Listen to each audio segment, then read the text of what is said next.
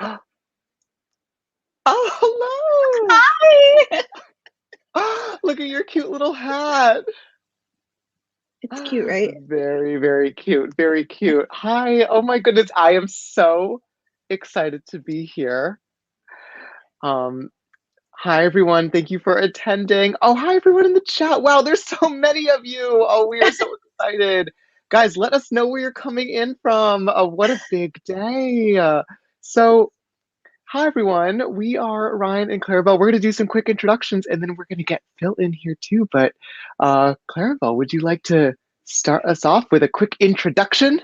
Sure. So my name is Claribel A. Ortega. I'm the author of Ghost Squad. It is a middle grade spooky fantasy that's like Coco meets Hocus Pocus. You might have seen me on some little TV shows like Good Morning America, been in BuzzFeed, NPR Best Book of 2020, all that fancy stuff.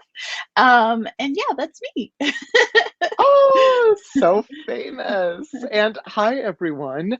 My name is Ryan LaSala. I am the author of Reverie, which came out 2019. It was a Barnes Noble YA book club pick, and NPR liked it a lot. That's my claim to fame. And my most recent release is Bedazzled, which came out on January 5th. Oh my God, it But looks so beautiful, the glitter. It doesn't it? looks I so know. nice. You know why? Because I installed like LED lighting that they have in jewelry stores Smart. around my Smart. mirror. Yeah. So, if you don't treat yourself like a gem, no one else will. No. Oh, But I forgot to mention, I also have two other books coming next year, Witchlings and Frizzy. So check those out. oh my God, wait. I have a third book too. The Honeys was just announced as well. We're a mess. You know what? This is what always happens when we Suffering don't from have Phil success. around. Truly, truly. Why don't we get Phil in here? I'm gonna read you a quick introduction to Phil, and then he is going to be waltzing on stage. You have to imagine this is a recital. I want to remind everyone that you are not at a book event; you're at a recital. Oh, and here Phil Hi. is. Hi, sweetie. I really needed to be here for this introduction just so I could judge it. All right, I'm gonna. Here it goes. All right, are you ready, Phil? I'm ready. Phil Stamper is the best-selling author of The Gravity of Us. He grew up in a rural village near Dayton, Ohio. He has a BA in music and an MA in publishing with creative writing. He works for a major book publisher in New York City, the city, and lives in Brooklyn with his husband and their dog. Phil Stamper, everybody! Woo! Hi. Hi, everyone. Thank you for coming. I was checking the comments and someone is here from the Netherlands, which it's like almost 2 a.m. there. So like good for you. I can't stay up past like 10:30, which these two know because they're in a group chat where I just go silent at about like 9:30 or 10 whenever I'm done. And then they see me in the morning. So, And Ryan and I just keep talking until like 3 o'clock in the morning, and then we're up at like 9. So I do my morning reading of like going through all of the texts I miss and sometimes comment. Usually I just let it go You because guys it's are like always up midnight way earlier raging. than I am, though. Like, I always wake up to like 60 texts of like, you have your own private. Claribel, you're always online. I I'm don't know always when awake. you sleep. Yeah, you're always awake. Phil and I take shifts, but you're always there. Yeah, exactly. We do have a good like 5 hours where we're all awake at the same time, which is nice. Yeah, You need that in a group chat. Prime time on our group Yeah, people chat, are here from all absolutely. over the place. Thank you everyone for coming. I'm just scrolling through the comments and like getting overwhelmed. There's so many. So many. Puerto Rico, Atlanta. My goodness. Well, the price of fame, Philip. Am I right? Oh my God, people are asking for shout outs. It's so tacky, but I'll do it. Hi, Greg. Hi, Greg Meister, my college roommate from senior year. This is your shout out. There you go. It's highlighted. There you go. Greg Meister, everybody. All right, no one else gets a shout out. That was enough. So what's everyone doing? What's everyone drinking? How are we feeling? I've got 2 White Claws ready to go. I have water. I have water tonight. I have water as well. But I also have a Pim's cup, which is a very British drink. It was the only British drink I can think of because as you might know, I used to live in London, which I tend to remind this group and also anyone who comes in contact with me for the wonderful 11 and a half months I was there. Very cultured life that I led. When I was at Wimbledon, I had a Pimm's cup and spent my last like 5 pounds on one, and haven't had one since, honestly. Wow. Is it the same? Does it taste the same? Like, are you having a sensory flashback? No, and the reason why is because when I was in London, when I lived in London, I went to Wimbledon, and I was actually kind of. They have this like. Shut up, Phil. Enough. Wait, No, do you they guys actually- remember the time I said I lived in France and Phil almost like threw his phone into the ocean? Yeah, we can't. Yes. We can't have that. We can't have that. Anyway, Wimbledon, you can kind of get 20-pound tickets, which is like pretty cheap for like an actual tournament. If you like stand on the lawn and like queue for like 5 hours, which I did that for the hottest day of the year, which is 99 degrees, because I had nothing else to do that day. Because like, what was I doing? Just grad school. And then I was so dehydrated that I was like, I need a drink. And then when I got there, they were like, they had this on tap, and I was like, well, I will have a Pimm's cup. I don't know exactly what that is, but it sounds right. I had a Pimm's cup once as well, but my story, I was in Cambridge, Massachusetts, so it's a little different. A little different. Probably similar ingredients. Also, I'm seeing a comment here, a question from a fan. Phil, did you live in London? Yes, I lived in London. So yeah, the Wimbledon in London. Thank you, Craig, for clarifying. Yes, there we go. I swear I've been good about this for a while, guys. I barely mentioned it through this entire promotional tour, and here we are. You didn't have a chance to mention it because this book has a lot to do with London, so you didn't have to. It was just inserted into everything else that we were talking about. That's very true. The conversation goes back to that. Anyway, I guess I should talk about the book. So hi, everyone. Yes.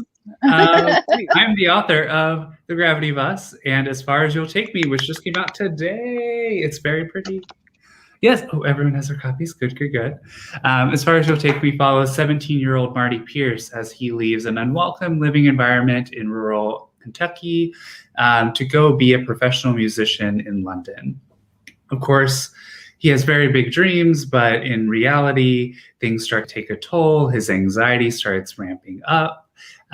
He falls in love with the literal first person he sees in London. That doesn't exactly go as well as one would hope. And, you know, we learn some lessons in the end. And that's what coming of age is all about. It was a really fun story for me to write personally, because I don't know if I've mentioned this, but I lived in London.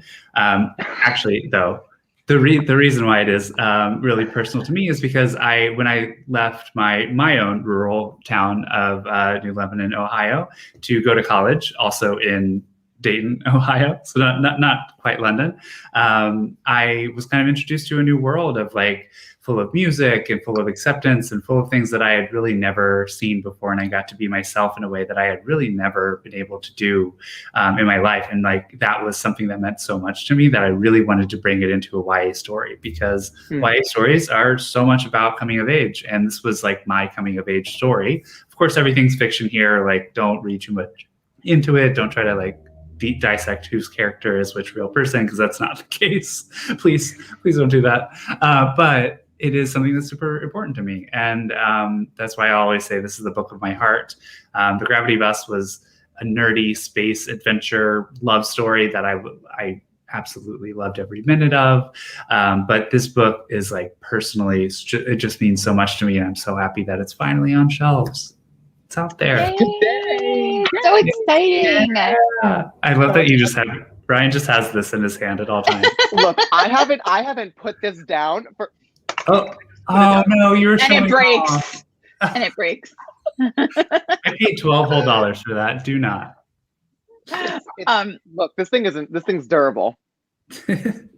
So you mentioned a couple times that you lived in London, and I have a question for you about that. So how did that inform sort of your research and the writing for As Far As You'll Take Me? And what was your favorite place to hang out when you were in London? Okay, so I started writing this book in 2015, and actually I did live in London when I started writing this book, except for I wasn't actually writing a book at the time. I was kind of stuck on what to write next because I had written 2 full novels. I had finally gotten my first agent. I wasn't sure what I wanted to write next. I had never written anything queer before. And it was really important to me, especially as I started reading more and more queer books, that I was like, oh, this is the time where I should do that.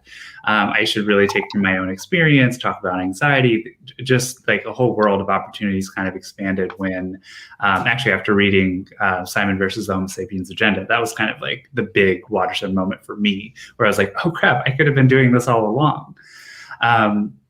So while I was studying for my grad program, I took a few creative writing courses, and one of the ones I was taking was short story writing. And so for the final, I decided that I wasn't going to follow their rules necessarily of doing a short story. I was just going to write the first chapter of a book and pretend. And I got a really good grade on it, except for my marks were high. Sorry. Marks. My marks. My marks were quite high for that. However, he did say the only complaint I have is that it reads more like a novel, and I was like, well, that's the point. So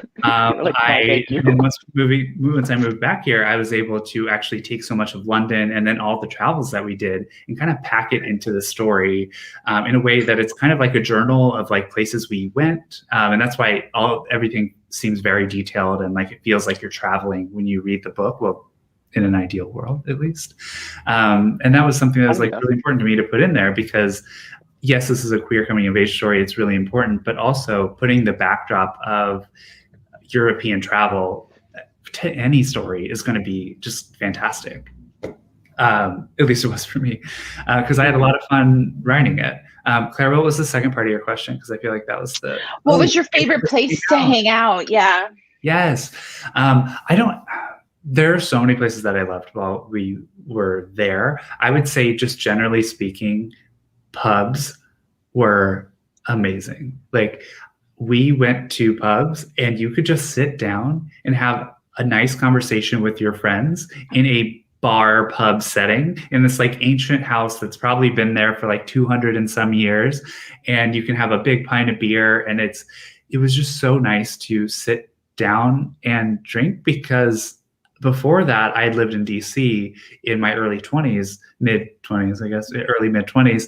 And that was more just like, if you wanted to go out, you were going out to bars that were super packed or like clubs or things like that, which I enjoyed. But as I started to get closer to 30, I was like, you know what sounds great? Sitting down. And pubs were like this huge social culture. And it wasn't about like getting as drunk as you can, like it felt all the time when I was like 22 and just out of college.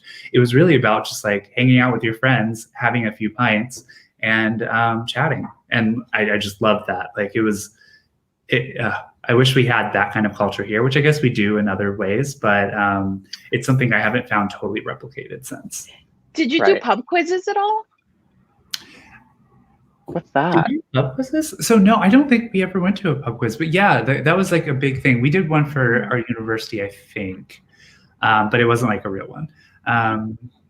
It's trivia bar night. Trivia. Mm-hmm. But it's a much bigger thing there. Like, and actually at that time, I remember there were a lot of like Harry Potter themed ones because, well, I guess that's what happens in London, but also like 2014 London was like big on those kind of pub quizzes. And I never went to one, which is sad. But they have virtual ones right now. Oh, really? Oh my God, should we be doing that right now? Yeah, you guys want to ditch and go do a quiz? I would go to a virtual pub quiz. Comment below if you want. What were your specialties in trivia? I was bad at everything. I'm so bad at trivia. I'm not really good at trivia either.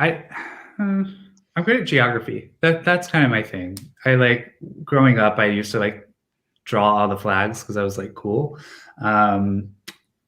Yeah, and I'm sure your time in London helped with geography. Yeah.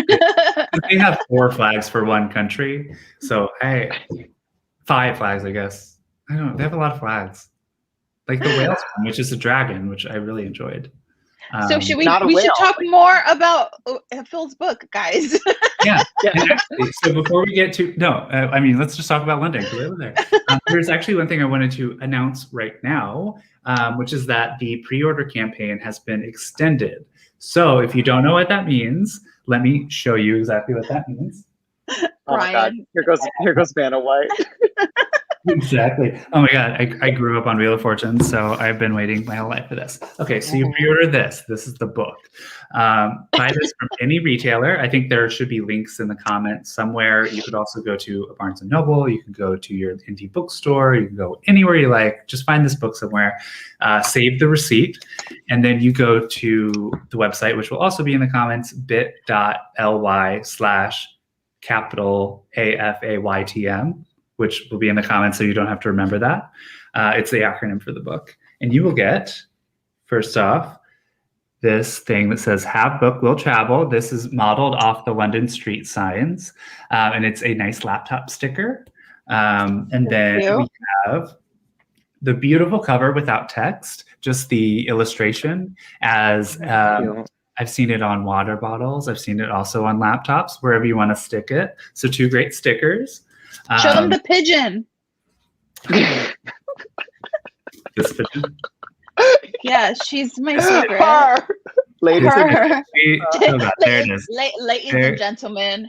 I was told actually that Claribel was going to be cosplaying as the pigeon, so I don't. What happened? I love the beret, however, not. Oh. I look just like her. You flew straight from Paris. Okay, so the two stickers, and then this is also a sticker, but this is a signed book plate. It's made to look like a passport stamp.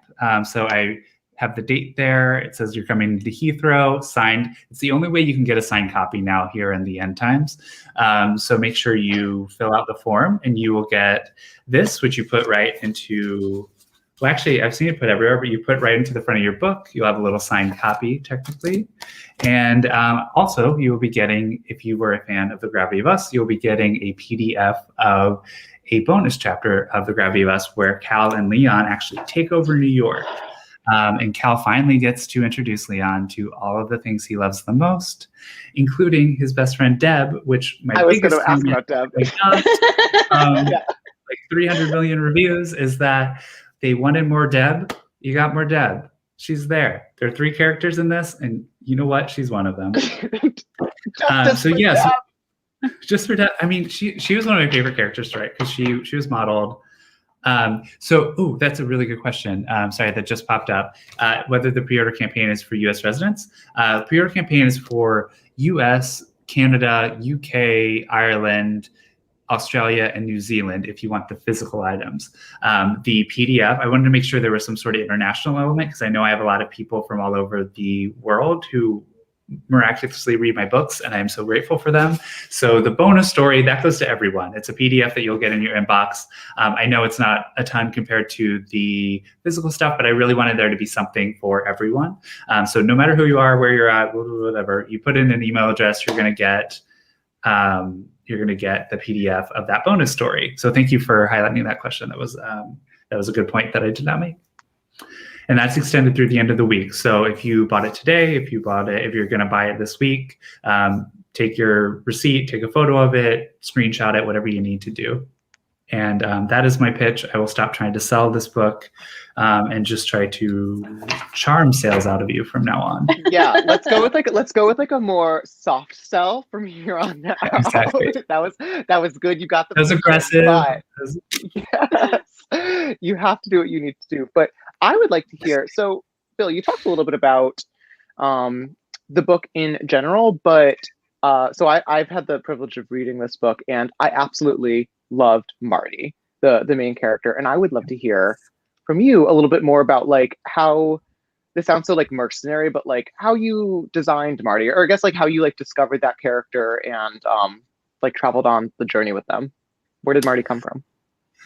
Oh, yeah, Marty is so much a piece of me. I think compared to my first book, Cal, I wanted to write someone who is nothing like me, but who I wish I could have been. Someone who's like very bold and extroverted and like really just wants to like throw a wrench in people's plans if he believes that that is like the best course of action.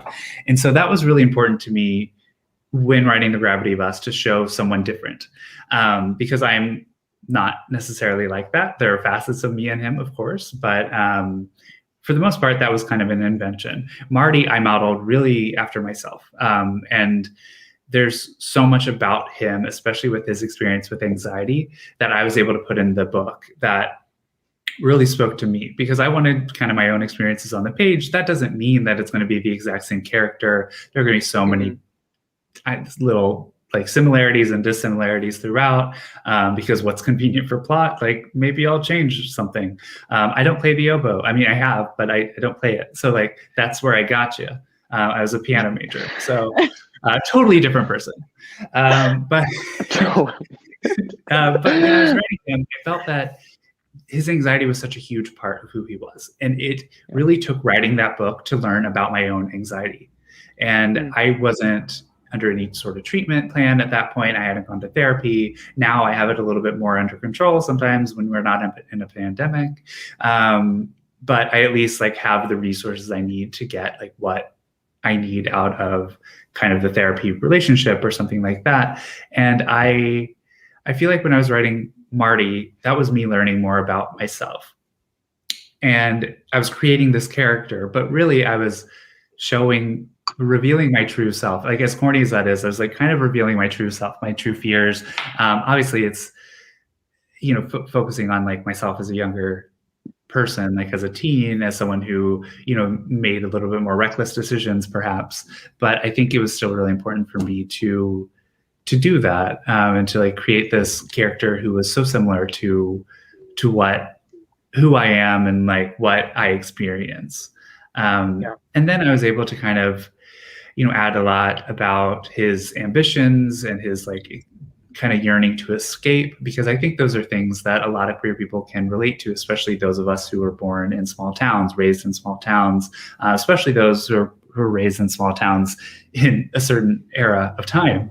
And I think that it was really important to me to like to show like what would he be like if he had been raised with this kind of like drilled in his brain that he is like such a special musician. He is kind of a savant at this, and he should do something with it. But like maybe that's his ticket out of there. And so he sees it as a way to escape and to become himself. But his like family kind of sees it as a way for him to like follow his dreams and be the person that they want him to be. And so that causes conflict later on. But I think that's really what I focused on when developing this character. And full transparency, I started writing this in 2015. So I don't know who Marty is anymore. You know, it's been so long since I started writing him. And when it comes to like a craft perspective, I'm like, I've written multiple books after this. I've revised this obviously 100 times since, but it's just like, where is the origin for some of these things? And it's really hard to pick out like what I made up, what I chose to do, because it was kind of like me, it's very strange when you look back on a book. And you can probably relate to that since Reverie was like a 10-year project. It's how it like morphs so slowly that you don't really know where the beginning point was. Totally true. Reverie being I started that book in high school. By the time it published, it was like publishing not a book, but like an imaginary friend. Like people ask about the origin of things in those books, and I have no idea what to tell them because it just feels like it feels like the deed to my heart in that sense. So yeah. I get that. I feel that. And I love that, so chronologically, you wrote this before Gravity, right? I did. This is the third manuscript that I had ever written. Gravity was my fourth. That was the first one that sold. Between the three books that I had on submission, the one before, As Far As You'll Take Me, and The Gravity of Us, that was a good 91 rejections from editors between the three books. And so it is really, it's a lot. I can't relate because that's a lot from editors. Yeah. Wait, what did Ryan say? He's frozen for me. That's a lot to go through. Oh, you're back. Hello. Am I back? We were talking about rejection, which I've never experienced, so I opted out. Oh, shut up. Yeah. All of us have been rejected about 300 billion times. However, editor rejections are always really hard too, because they're like the last gatekeeper before getting your book deal. Like you'll still, like, there will be librarians, there will be booksellers, there's always going to be a gatekeeper farther down the line. But I think that was one of the things that like really was hard to get through. And that was where I always turned back to, as far as you'll take me, especially with the anxiety representation, was because it wasn't really managed at the time, and I wasn't taking these rejections very well, because, you know, you take your first 10 as well as you can, and then the other 80, that really wears on you. And of course, it doesn't happen every day. It happens excruciatingly slowly. So like you wait 6 months, you get a slow trickling of rejections. You know, I mean, I don't know. It was hard. It was hard to write this book, but the thing is, ultimately, I don't think this sold because it wasn't at the level it needed to be, but also it wasn't, it's a little bit quieter. And so it's kind of harder to push through a quiet book. I mean, I don't even think it's that quiet, but like compared to Gravity, which was a reimagining of the 60s space race and like has all these really cool things that stick in your brain. This one was a little bit more softer and emotional. And that was challenging to get people to be like, well, how is this going to stand out on the shelves if we have 800 other really challenging emotional books out there? And so when I brought this to my editor, when it came time to talk about the second book in my 2-book deal, I was basically like, Mary Kate, like I care so much about this book. If you see anything in this, I'm willing to rewrite it. I will do whatever it takes, but like, I think there is something here. Can we just revisit this one more time? And then, you know, she agreed, which was good. And I did have to rewrite it for, you know, the 800th time. And that was somehow more challenging than writing a whole new book, but I'm very happy with where it's at now.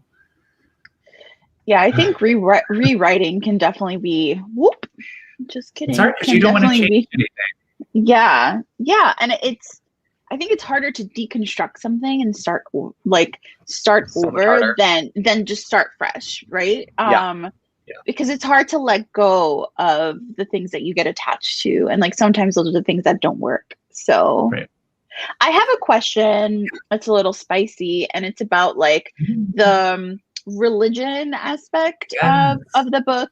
So we were talking about sort of like the idea that the thing that brings your parents the most comfort is the thing that makes you feel unsafe, and the themes around that. And as far as You'll Take Me, how did you sort of navigate that, and why did you choose to make that part of the story? Oh, it's so hard to put kind of religious elements into a book where you know that your church family is going to eventually buy it. But truly. But the thing is, like, honestly, like as a queer teen, there's so much trauma associated with religion and church. And it's not the case for everybody, but it is the case in conservative towns. It is the case in places where you know you're not fully accepted. You hear it everywhere. You see it like on the news. You hear it in the church. You see it in the church bulletins, like when random announcements are happening. And like you absorb that. You absorb that and you hold it in, and you tell yourself that you're not okay for being who you are. And that is something that I really wanted to get on the page. But does that mean that like you hate everyone from church? You hate your parents for taking you to church? Like, no, it's just that church is sometimes hard. Organized religion is hard for people who are queer and who are told that they're not right how they are. I think there are a ton of churches, especially ones around here in Brooklyn and when I moved to DC, that have like pride flags everywhere and are very welcoming. And I really appreciate that, like coming from a religious background. But I think it was always challenging for me to see that and know that that's not the experience that I had as a teen. And so I really got to deconstruct that in this book. And I had to be brutally honest. But, you know, the church in this book, like this, it's a mega church. It's not at all based on, you know, the one I went to like growing up, like, you know, there are like bad people at this church that like it's not based on anyone. Like, please don't read too much into that. It's just the like trap that kind of comes with organized religion and queer youth, and like, how can we serve our queer teens better? And that is really what I was trying to work toward when I was writing that into the book. I didn't know that when I started writing it, but eventually I did, because it became such an important topic. And actually, one of my favorite parts of the book, and why I think some of these themes tie in so well together, is that later on in the book, you see that music has filled the void that religion has left. in Marty's kind of soul. And, when he's sitting there putting together his oboe, warming up, doing his practice, doing his prayer, like that is kind of what keeps him together, what like brings him back to religion in a way. And, who knows where Marty will be on his path to like, I feel like religious people, we all like to pretend that like religious people, we've always been religious. We love Jesus all the time. It's like, no, actually, like you have times of like faith and times of hardship. And I feel like we have no idea where Marty will go after this, but I think this is a really important time to kind of dissect what's going on in his life. And so that was important for me to write. It's not a huge, well, it is kind of a huge plot point in the book, but it kind of happens to be when that's the like main, it's not an antagonist by any means, but it is the biggest thing that weighs on him for a lot of the book. Yeah, I think that's really important. It's important to talk about that in books in a way that's not like yay religion all the time. To also talk about like the problems with it and the way that it does affect like queer youth, and also like that is my experience with my church growing up, and I grew up in New York City, and it because of the community that I grew up in, the Latinx community is very much not, accepting a lot of times. So I grew up hearing all the same stuff, just sort of surrounded by like a lot of like contrary messages around me, which is nice. I was like, wait a minute, but when we go to Manhattan, when we go to Chelsea, okay, are you sure? Yeah, I love that in books. Like I love the like complicated messages. I love like living in the nuance. Like all of my books, I feel like thrive in the nuance of characters, of situations, of things. And I don't ever, there's no like immediate issue or fix to the issue. There's no immediate like message. I'm not like trying to say like all churches are bad or like church is great, just give it time. Like it's not for me to decide what's happening in all of your lives. However, I think it's really important to discuss because a lot of people have to deal with that, and a lot of people have to figure out what their relationship with it is, and you figure that out when you're a teen, more often than not. Right. I also love that you are very nuanced in your application. Like I'm just going to compliment you now, so just get ready. But you are very nuanced in like your application of like how these issues sort of add up to a circumstance that someone has to navigate, right? Like there's not one purely antagonistic force chasing after Marty. It's a culmination of things that's formed this life that he's looking to try to escape, and also form the person that he's trying to like reform by going to London. And I love that because it's just so much more, I don't know, like realistic and like sophisticated, I feel, than something that sort of takes a one note approach to tackling like just one issue. And I don't know, I have to commend you. And Gravity is like that too, where like it's a bunch of different things adding up together, and you're really stuck and captivated by like one person navigating it in like a what I would consider, I mean, as like a queer person who also went through like a ton of like religious schooling in my youth, like it felt very real because it wasn't so dominating. It was sort of just like this ambient stress following Marty around. That's life. Yeah, yeah, truly. Yeah. Truly I love that with characters too. It's like, are they good or bad? It's like, well, some of them are, I would say, are bad, but like some of them are half and half. Like it's somewhere in between, like I say, in this book or the first one. But like it's there's not, you can't just like label something like this is evil, this guy's bad, I hate him. Well, you could say you hate him, but like the other things, it's like not, people aren't just evil or not. Some are, but most people are like in between, and it's like you have to find out what is bad and what is good about it. But anyway, I think it's almost time for a little recital. I've been holding this. I see in the comments someone said that Ryan has not put his recorder down. I haven't. I'm ready to go. He definitely hasn't. So Ryan is up first, and just so you know how this is going to go, I don't know what he's going to play. Claribel doesn't know either, I don't believe. And my husband, who is doing all the tech here in the background, he knows. So if you guess it right, we'll put it up on the screen. But I want everyone guessing in the comments. We're going to be guessing live, which we're going to be wrong, I feel. But What? No, oh my God. do you have faith in us? Okay, good. No, I wasn't saying you're bad. I just, I'm going to be so bad. I have faith in me. I did play this on the phone for someone on FaceTime last night while I was rehearsing, and they couldn't get it. So, can you, after you're done, let's tell that whole story. But oh no, oh yeah, I forgot. Yeah, I'll tell you after. Okay. All right. So, everyone, I want you to know that I am technically classically trained. I come from a musical background, and I have taken years of recorder lessons, but as a small child. So, here we go. Okay. I'm having major flashbacks. Okay, we're just going to begin. You can still see me, right? Yes. Yeah, okay.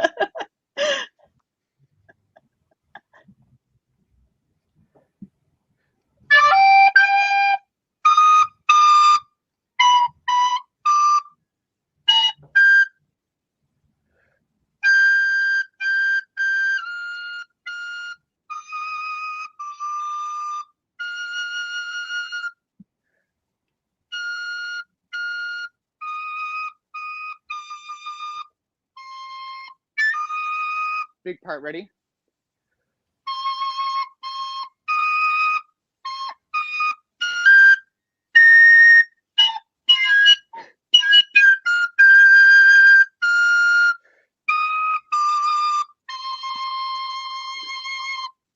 I mean, that sounded so beautiful, but I have no idea what it was. that was really good. Wow. You couldn't guess it? No one got it? Oh my God, I don't. Hint, it's a theme song. It's a theme song. Okay, do you want to do the most recognizable part of it one more time, real quick? Okay. Okay. All right. Is all it right. Sailor Moon something? Yes, Claribel got it. Claribel got it. It's Sailor Moon. It's the Sailor Moon theme? Yes, she is the one named Sailor Moon. I can't play a B flat. That's mine. Yeah, no, B flats are impossible. That's fine. They're really hard. That was literally so beautiful. Okay, but that was a really good hint that was just given because everyone in the chat was like Sailor Moon. Okay, all right. Disappointed tone.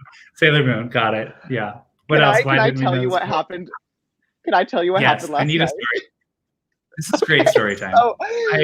So Claribel and Bill know this story, but this just happened last night.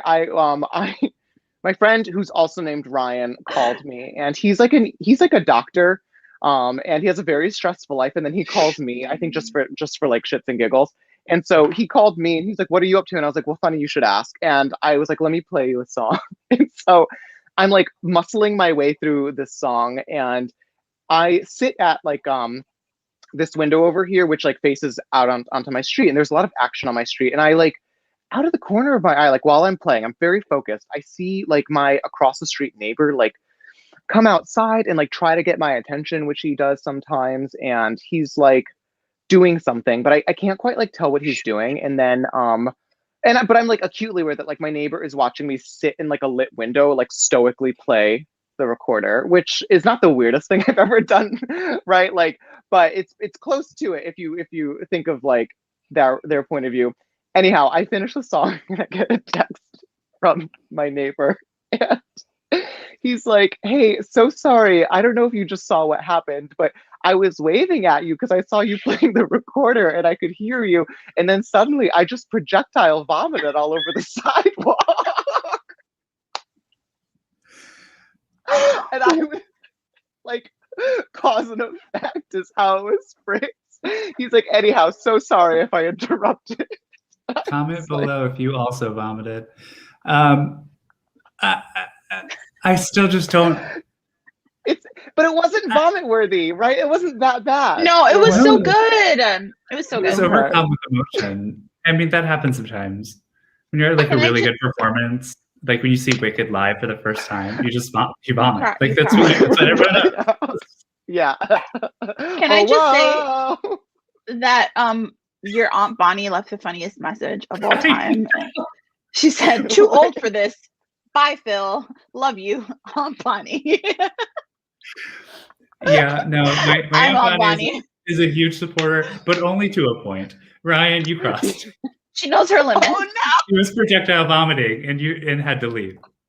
So thank you for that. Well, I had another song prepared, just in case that one didn't go over well. But I'm glad that the You went over great. chat got it.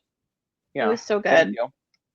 Oh, Thank someone you. says Okay. this story feels like it comes straight out of Model Land. It does. It's very conveniently Very revolves around Ryan, in a way that Tyra Banks' Model Land conveniently Yeah, revolves around main character. Cookie/Tyra. I always call Anyway. her Tyra. You do, actually. You did in this last episode, and nobody called you on it in one time. And I was just like, it was when you were mad and yelling at Ryan. Which, by the way, everyone, Ryan and Claribel have this wonderful YA podcast it's a regular podcast where they review celebrity books. It's called Celebrity Book Clubs, but they're not nonfiction memoirs. They are fiction attempts by celebrities. And they have been going chapter by chapter through Tyra Banks' Model Land, which was a 2012 dystopian book. That's correct. I think Tyra is here on the chat, so hi. But probably. Real close friends of the group. Yeah, so it's definitely worth checking out. So if you Google Celebrity Book Club and go to like the fourth one, it's them. The fourth one is us. That's right. It's the best one, I'm sure. Yeah, no recorders so far. It's funny because I've been reading that, and I was reading As Far As You Take Me, like the ending yesterday. That's sort of like back to back, real different mix of stories there. Wait, we have an insider in the chat. Margot, you worked on Model Land? Oh my god, do we? Heck. Okay, we need to talk. There it is. Margot needs to come on the show. Margot, we will be in touch. Wait, there was a campaign. Oh my god, I want to know the marketing campaign for this. Okay, we need to talk this. We're gonna make a group chat with you, Margot, later. Just be ready for the three of us to descend onto your life. Phil has actually been on Celebrity Book Club too. So if people love Phil, big Phil fans, then Phil actually makes a cameo in one of our episodes as a omniscient narrator. So the quadruple threat of Phil Stamper.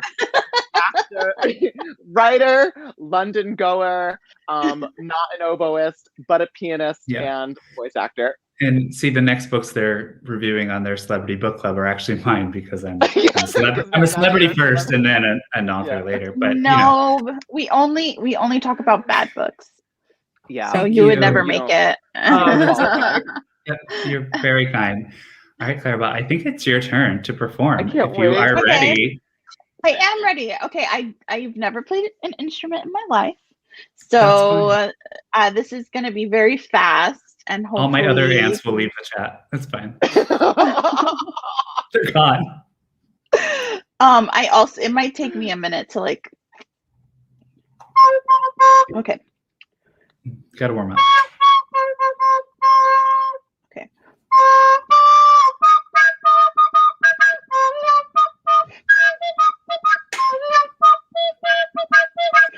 Wait, is this Baby Shark? Yes!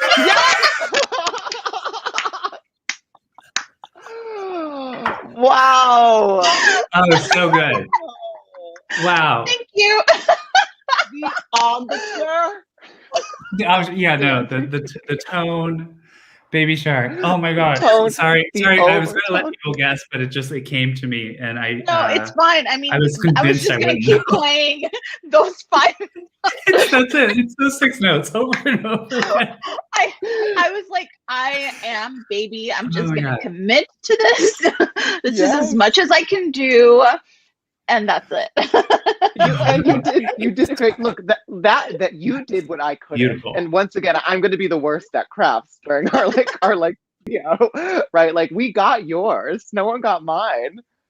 So I have yours was amazing though. Yours was so beautiful. but not recognizable, which is the point of a recital. So I want to say, like, I made smart choices with my choices. You'll see eventually where I like did not choose any like sharps or flats. Like I made sure it was in C major with no accidentals or anything like that. I made sure that it didn't go too high. If I did, I would bring it down. But I saw you like you were going into the upper register in ways that I was not comfortable trying to do. I did play the flute for a lot of my life, so that I can do. I can play the high notes, but that's it. Yeah. Well, it's a little different with flute. I feel like it's. It is. It is. Yeah, it is. Well, because like with flute, you go like you can really direct that air, but with this, you have one hole. Like it's just that, and you go faster or slower. Yeah. And I'm used to like reed instruments where it's like the whole time. Very different. I really wanted a pan flute when I was little, like the doo, doo, doo, doo, doo, like that was like my dream. So and the ocarina from Legend of Zelda, like that to me was like the ultimate instrument. I had an ocarina for a long time, and I used to play the Song of Storms. Phil, I know you love Legend of Zelda. I know you know exactly what I'm talking about. Yeah, exactly. Yeah.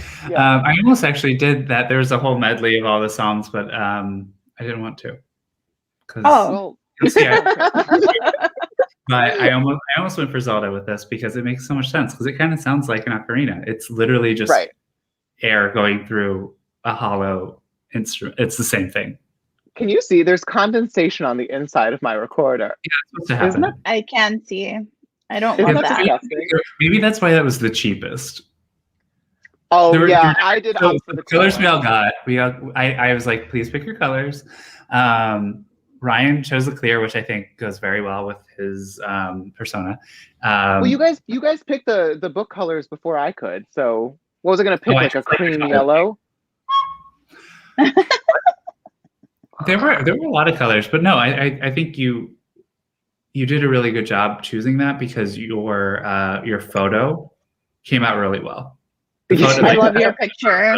Oh, Claribel, I forgot to say I also brought a beret, and I saw you craft that. I saw you craft that too. This is made out of felt that I made on a live stream. It's because anything Claribel does, I have to do like a month or two later. That's fair. Phil, is it time for your solo? I think it is. I can't wait.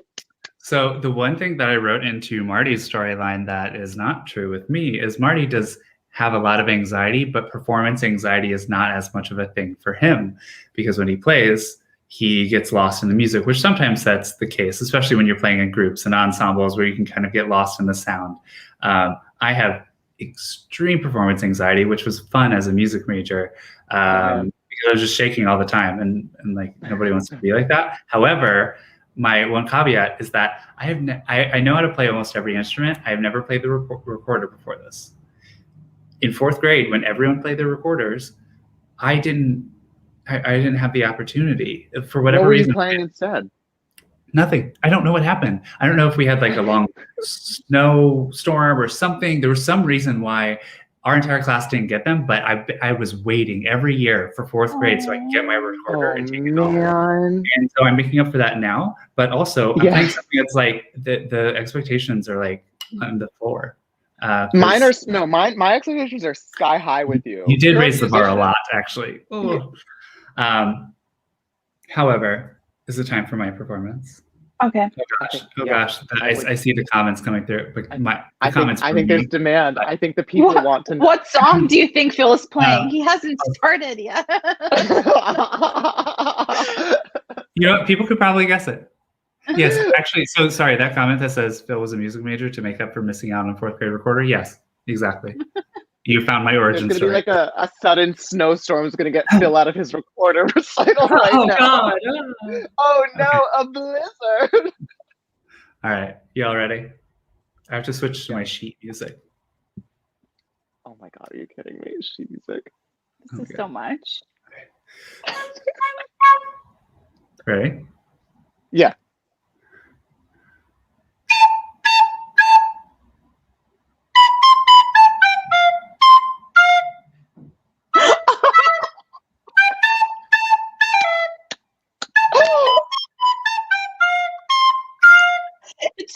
Inspired by Britney Spears. This is incredible. Keep going. Keep going.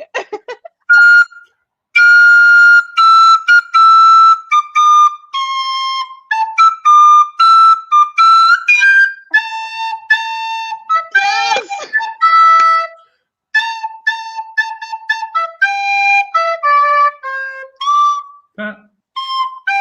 There you go.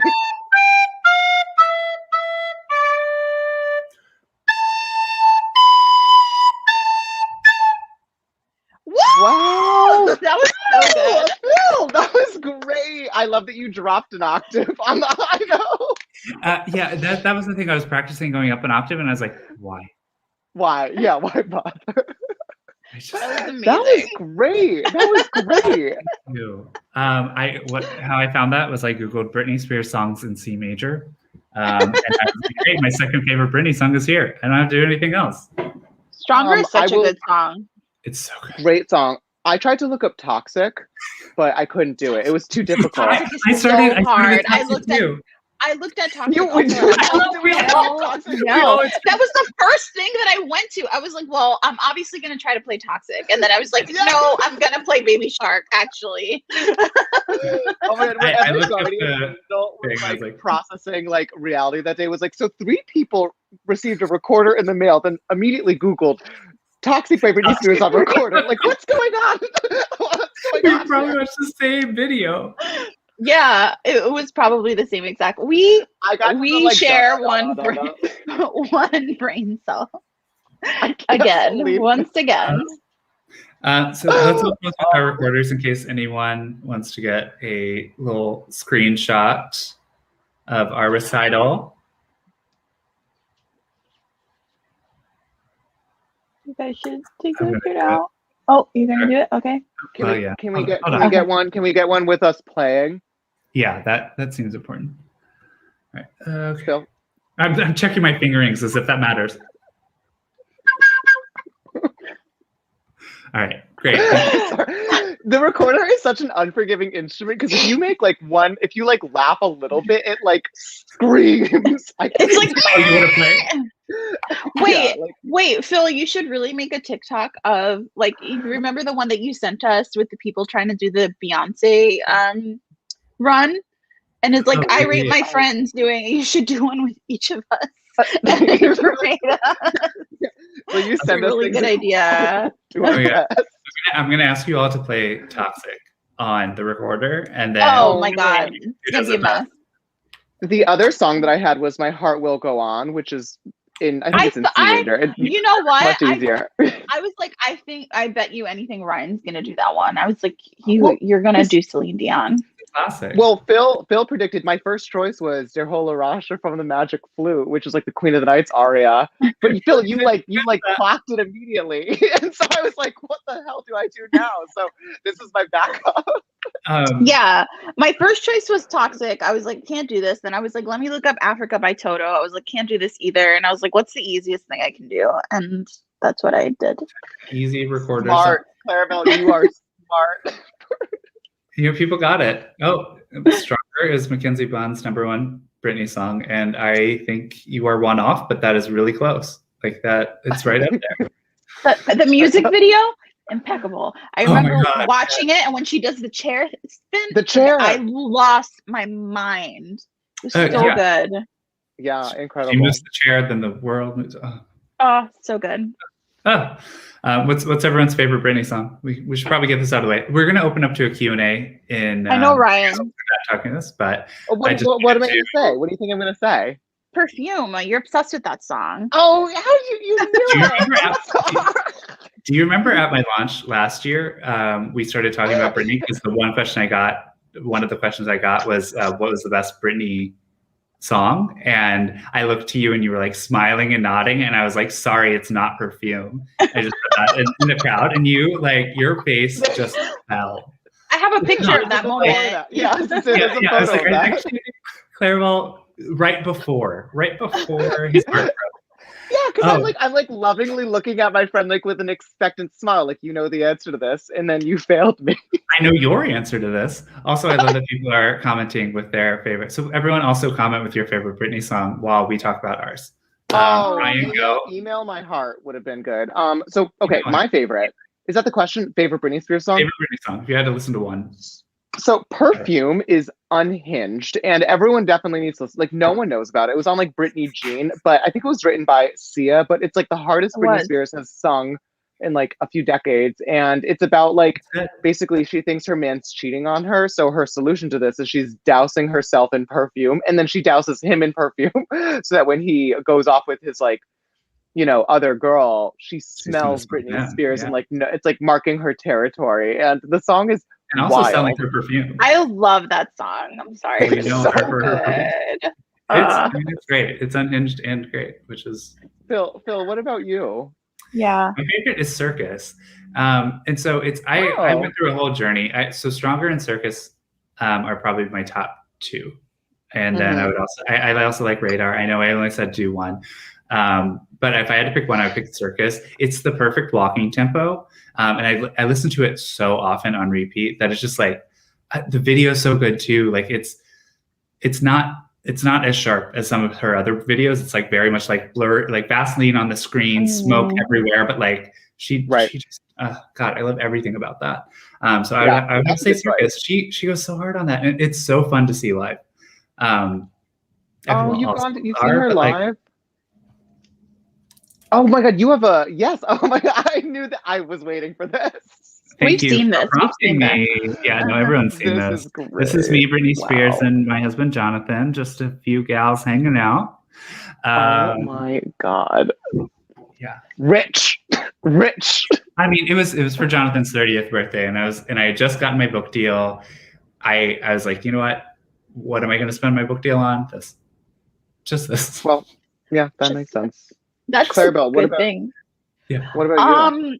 So I have two that are my very favorite, and both of them, I was in high school when Britney Spears like came out. So that's like peak of my life moment. Like I was so happy. I loved her so much. I loved Sometimes a lot because it reminded me of like my crushes and like people that I liked in high school.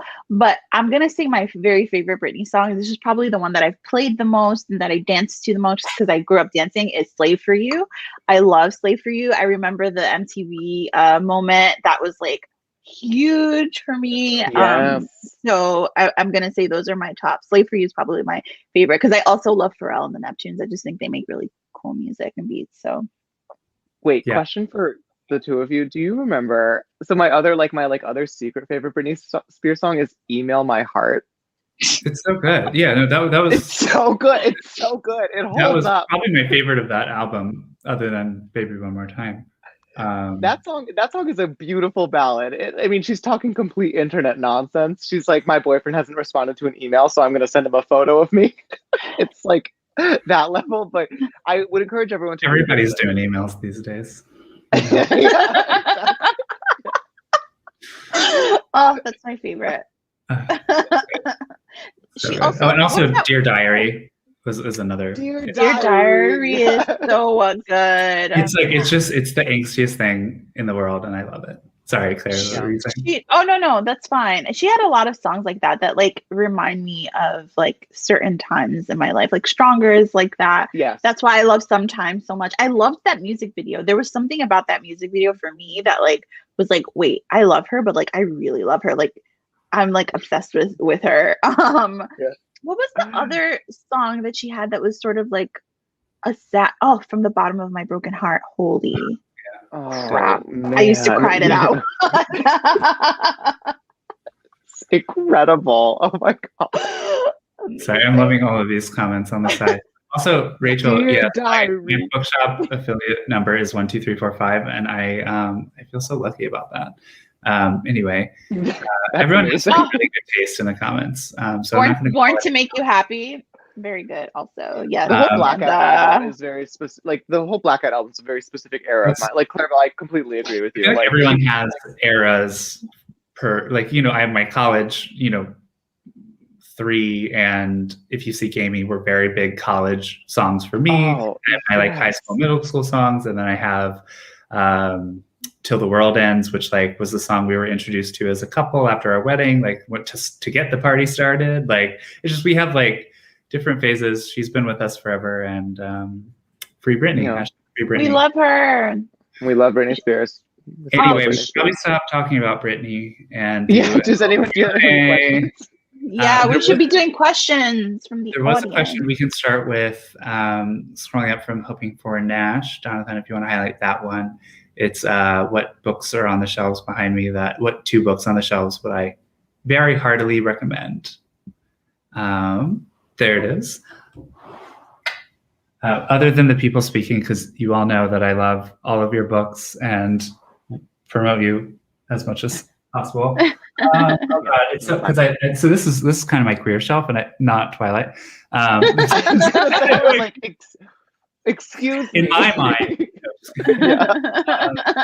this was like one of my favorite books of last year. You Should See Me in a Crown. Oh, yeah. I feel like, you can't go on any sort of live stream without somebody recommending it, and for good reason. Just full of like queer joy, Black queer joy in rural towns, which we don't get that often. And I loved it. Let's see, what's another recent one that came out? They're my books. Those are good. Actually, you know what? I'll say odd one out as well. This one's not recent. I think this is 2017. Nick Stone's queer YA book.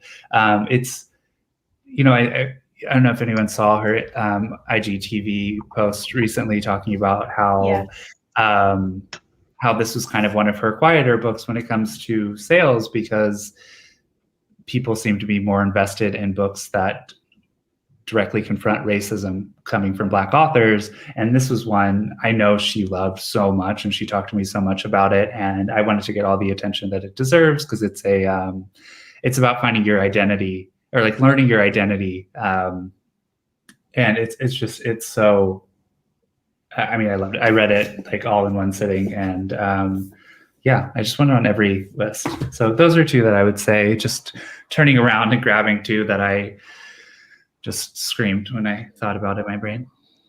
Mm-hmm. We got another question. Ooh, this is for all of us. Okay, let's all answer this one.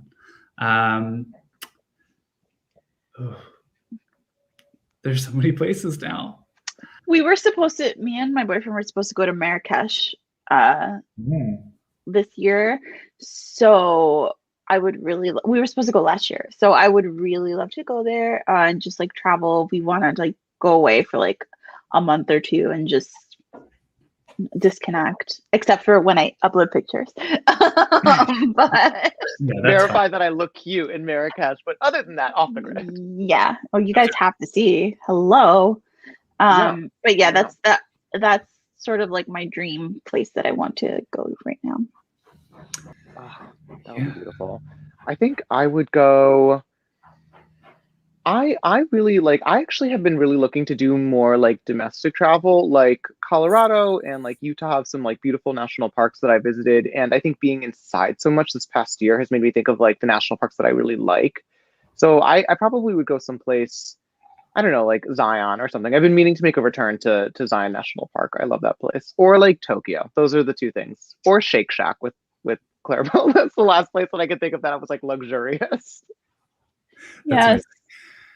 We were supposed to do like a Grand Canyon Southwest trip, which I've already been to Grand Canyon, so I won't say that for this, but that was supposed to be our next trip after the pandemic started. So would really love to go back that way. Like anytime I'm on the West Coast, like I think it's a lot of fun and such a different atmosphere, like no matter where you're at there. Pretty much anything Colorado and on just feels so different. But I think I've always wanted to go to Greece. So, I feel like we've talked about doing it for maybe an upcoming anniversary, something like that. And that would be, that was one place we didn't visit while we lived in London, specifically because we knew we would come back for it. We tried to hit places that we like wouldn't necessarily make a trip out of from America, but could while we were in London. So that's why we did all of Italy, or not all because we didn't do Rome, but we did like Wales and, Portugal and like places kind of all over. But we knew that we would come back for Greece. So that would probably be my answer of like dream, where would I go right now? Chloe wants to talk about DC. Chloe's one of my DC friends, and she currently lives there. So right now I don't have any books planned that only speak about DC, but I will say my next book that comes out in winter 2022 is 4 different perspectives of four queer best friends who kind of are flung to different places around the country and world for their last summer before their senior year. And in that, one of the 4 perspectives is doing an internship on the Hill for a senator for a special high school senior program. And so I do actually have one of those perspectives based in DC. And so you'll see a little bit of like 14th Street action, a little Capitol Hill action. And so, yeah, actually I will in a way, but it won't be heavily influenced in the same way that like my London book was. Foggy Bottom in DC always makes me giggle. I think I have been living in Foggy Bottom actually. But yes, Foggy Bottom, yeah, you have to laugh at it at least once. You know, it's the initiation when you move there. It reminds me of SpongeBob. That's where they named it. Yes, very good. Okay. Kat. Question demand. You should each come up with a dream book concept you'd like each other to write. You mean for the 3 of us? As a trio? Because there was a question right under this one that was like, would we ever do a trio? Which I want to answer that one quickly, saying like, no. I don't think we're gonna see a 3. We love supporting each other's work, but we know. We don't want to ruin our friendship. But I have said this before. I would love to write a celebrity book club graphic novel. I think that would be super fun, where we are in the closet and suddenly we're transported into like a Narnia type Model Land-esque place, but we continue to record the podcast while we're there. I think that would just be really funny. That would be such a ride. That's how I feel reading that book anyways. Like we're within it, navigating it right next to Tookie de la Creme. Oh, absolutely. True. Yeah, I don't have any other idea because we've never really talked about it because we each write very different things, honestly, and that's the biggest roadblock there is like we have different writing styles and we write different genres, and so it's like what would actually bring us all together? And the answer is nothing, but like that's great.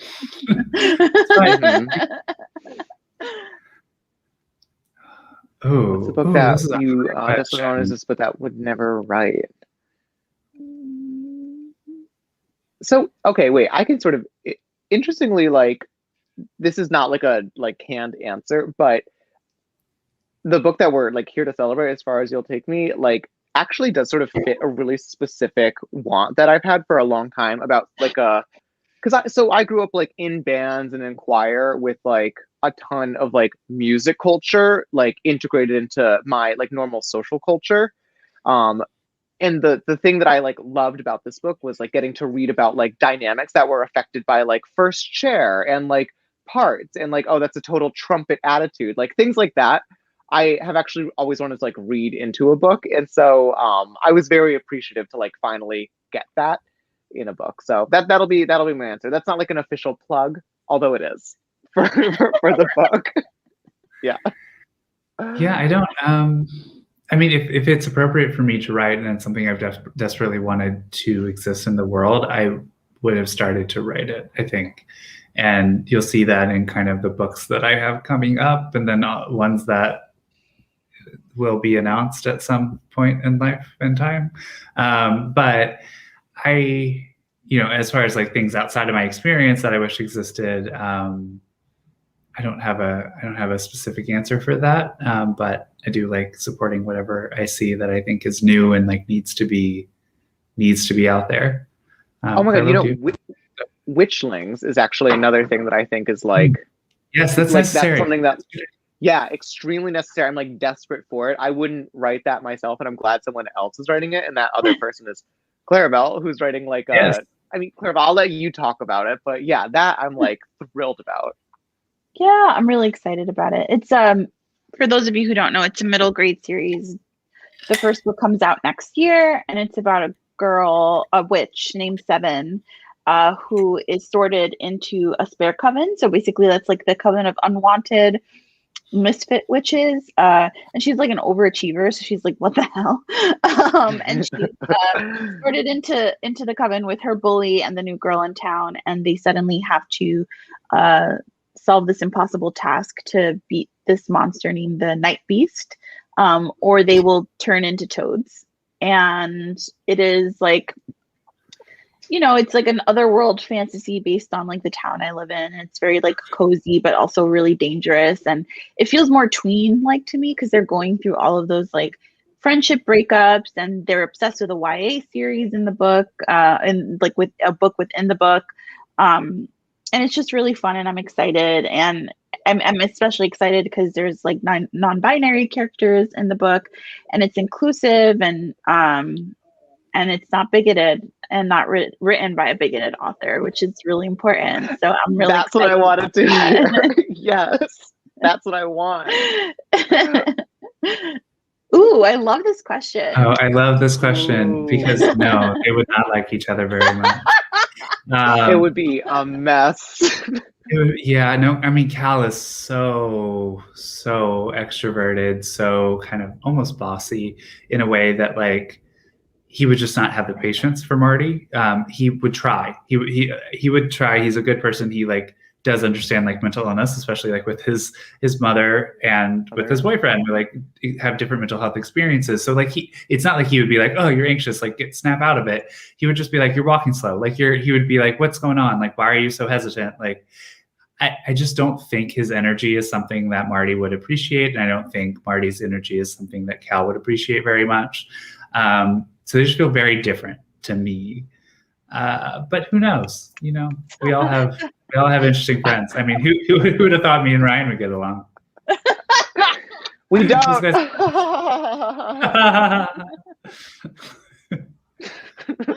a good one for all of us. Are there any authors / works that have inspired you as authors? Oh, I think, yeah, plenty. I think as a contemporary author, Jeff Zentner is one of my favorites. His writing is like so many notches above everyone else's in my mind. It's just like, it's perfect. And the way he writes these worlds that you want to live in, that's what I kind of reflected on a lot with As Far As You'll Take Me. The Serpent King, I always kind of go back to in my mind because it painted such a lovely rural picture of like the place that they were living. And I think it's in rural Tennessee. And that was something I had never really seen before. So I think that kind of inspired me to like kind of embrace my more rural roots and like talk about how it's like, even if you are trying to escape, which like in Marty's case he is, there's so much that draws him back to Kentucky. He can't just like leave forever and like never think of them again, because that's not realistic. So that's why there's so many like references to like how the fields remind him of fields in Kentucky, or things like that. And so I would say like he's inspired me a ton. But I mean, everyone on my shelf also inspires me. Ryan and Claribel inspire me as well. Like everyone does, because there are a lot of great people here. So in this world. Yeah, absolutely. So did anyone else want to answer that question before we go on to the next one? Daniel Jose Older, Lee Bardugo, Holly Black, those.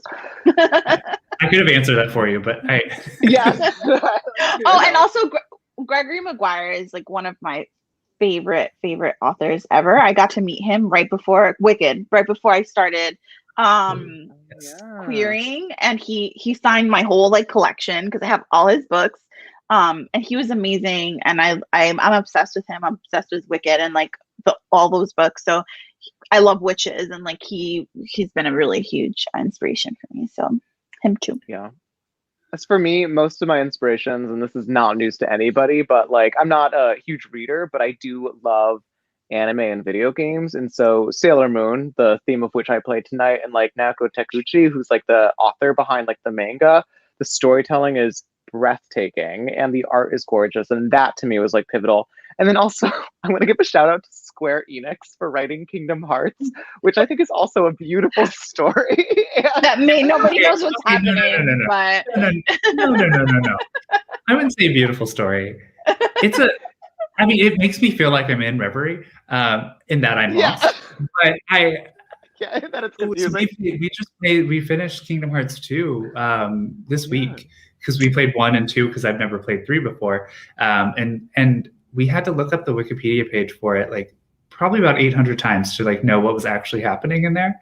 It is a complicated, interwoven story with a lot of layers that has some really good moments. Yeah. However, I don't think that is Square Enix's best, in my opinion. I mean, because I love all the Final Fantasy, like especially. I'm gonna take my headphones out. I'm just gonna put them. Let me know when you're done.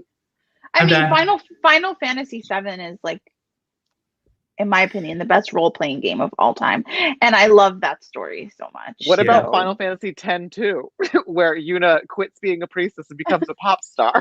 That is storytelling. She said, "I'm done. I'm done being a priestess. I'm gonna steal some crap. Like I'm gonna create."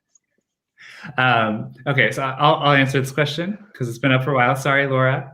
Thank you. Laura's also one of my DC friends. When I moved to DC, she was kind enough to allow me to literally live in her walk-in closet so that I would have a space to live and job search. She's the reason that I made it in DC, because otherwise I would not have had, because I moved to DC with $900 in my bank account. And I went to champagne brunch every other week. So like, it wasn't going to last me long. Bless you, Laura. So round of applause for Laura. What would Marty play for a recorder recital? He would not play something he's not good at. So he would not play a recorder recital, I think is the true answer, because that would probably give him anxiety because he would be underprepared. And he would be frustrated that it doesn't have all the keys that oboe and clarinet and things that he would be more familiar with do. And he would be kind of annoyed at the simplicity of it, I think, is how, like, I get a little bit of like a, like, not for me, thanks. And he's not super whimsical, so I don't think he would just do it for fun. So you wouldn't play Baby Shark? I'm not. You'd never be caught playing Baby Shark. Complex about Baby Shark. He might play some pop songs. Never. He might play some pop songs. He does love to like lay back a bit and play like some pop songs on his oboe with his friends in a pseudo marching band kind of setting in London. Like they don't have marching band in the same way. That's not what this part of this program, but they kind of get their hands on some marching band music from the States, and they get to play their own kind of fun pieces, because the best way to kind of relax from all of your intense musical training is to play fun stuff and remind yourself why you enjoy music anyway. So you'd probably play some like pop stuff, and like he would be good at it. You said the musical training was intense? I thought it was in buildings, in conservatories. Ryan. Oh, look, we have a new question. That's a good joke. That's a good joke. Good job, Brian. That's why he writes books. Okay, Megan has another question. How close to your original draft is As Far As You'll Take Me, plot-wise? Oh, I love this question because, as I said, I first wrote it like 2015. I would say plot-wise, it really does match up beat for beat, because I write to a beat sheet, which is kind of a way to break out all the scenes and all the like plot points and everything of the book as you're going along. So you think of them more as like this scene, this scene, this scene, this scene, all as part of like, in your mind, a movie, because that's kind of a way that you can conceptualize it pretty well. So I'd say plot-wise, pretty similar. Character-wise, that's where all the changes happened. And so I would say the biggest kind of change back and forth is in Marty's love interest, Pierce, because at the beginning, well, it kind of went back and forth. Like I had some drafts where he was kind of this like, because it's not supposed to be a perfect relationship. It's not even supposed to be like a great one. It's just supposed to be the first one where Marty feels valued. And he clings so much to the fact that he feels valued after being, after 12 years of being in the closet of like, he's, I guess, been in the closet 18 years, but 12 years of realizing he's gay and being in the closet. He's finally ready to like just cling on to whoever gives him that kind of validation that he's never experienced before. And sometimes, you know, the love interest took advantage of that too much, and some he was just too sweet and perfect. And so I really had to find that balance. So I think that's what changed the most out of all this. But plot-wise, I would say really the structure was there. it was the settings, it was the characters, the relationships that really changed the whole story. That's which a was great helpful question. when we were writing the book Yeah, it's a really because good I still question. had the bones there. I just had to fill it in Right. with the pacing was good, but I had to fill it in with the details. Right. Right. Okay. I think we are. There we're was a one little- question that Oh. I liked. It Yeah, was yeah. No, if they're which characters did you write that would be friends with characters that the other authors wrote? Like, so if Ooh. characters from each of our books could be friends with each other, who would they be? I have one immediately that came to mind, which is Thorn from Witchlings. Her mom is she owns her own fashion label, and she God. sews and she makes magical like clothing. I was like, she'd be obsessed with Raffi. Like they'd be best friends. Like they would just be Perfect. crafting all day long. It's like her favorite thing to do, and she's like really shy, but she's really good at this one thing. So I feel like she would just like cling on Right. to Raffi as like an older friend and be like, I love you. Deeply Raffi. Speaking of Raffi, I think Raffi and Marty would have a lot in common because they're both like artistically inclined, ambitious people with like a lot of anxiety. I don't think that they would get along. I actually don't think they would speak a word to one another. Because Yeah, I think they'd be like too really nervous. It'd be very awkward. I think all the people in Reverie would want to be friends with Sid in Ghost Squad. Oh, And Sid would be like, I'm Sid. too cool. Yeah. yeah. And everyone would love Chunk. Yeah, that's Chunk is the cat in Ghost Squad, so like yes, everyone would be obsessed. All characters, you could not be obsessed with it. Yeah, Chunk. Ryan, I think maybe Pierce and Luca would get along. The two love interests. Not that either of them are bad or necessarily bad or good in any way, but I think that they're both kind of chaotic in the right way, where I think they would like get along together, where they're like a little messy, but like they would go out, they would have fun, they would like go, they would party a bit. And like, I think they would have a really fun, casual friendship. Yeah. I don't think it would be very deep. You're right. But no, it would end like, yeah. Compared to everyone else, like I think that's the only match we can make here. That's a very good point. That's a very good point. I love that question so much. It's so funny. Someone asked what my favorite Final Fantasy was. Just you don't have to highlight it, but it's Final Fantasy IX is my favorite actually. I love that story. That was one of the first ones that I had played.